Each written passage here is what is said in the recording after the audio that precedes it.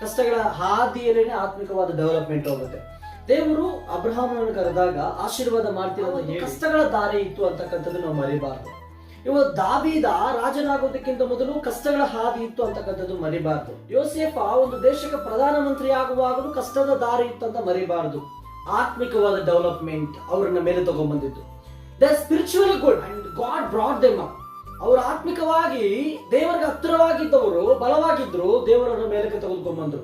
ಅಂದ್ರೆ ನಾವು ನೀವುಗಳು ನಮ್ಮ ಲೈಫ್ ಅಲ್ಲಿ ಯಾವಾಗಲೂ ಸ್ಪಿರಿಚುವಲಿಟಿನಲ್ಲಿ ಬೆಸ್ಟ್ ಆಗಿರುವಂತವರು. ಕಷ್ಟಗಳು ಬಂತಂತೇಳಿ ಪ್ರಾರ್ಥನೆ ಮಾಡೋದು ಬಿಡಬಾರ್ದು. ಸಮಸ್ಯೆಗಳು ಬಂತಂತೇಳಿ ದೇವರ ಮೇಲೆ ಡಿಪೆಂಡ್ ಆಗುವಂತದ್ದು ಬಿಡಬಾರ್ದು. ಸಭೆಗೆ ಹೋಗುವಂತದ್ದನ್ನ ಬಿಡಬಾರ್ದು.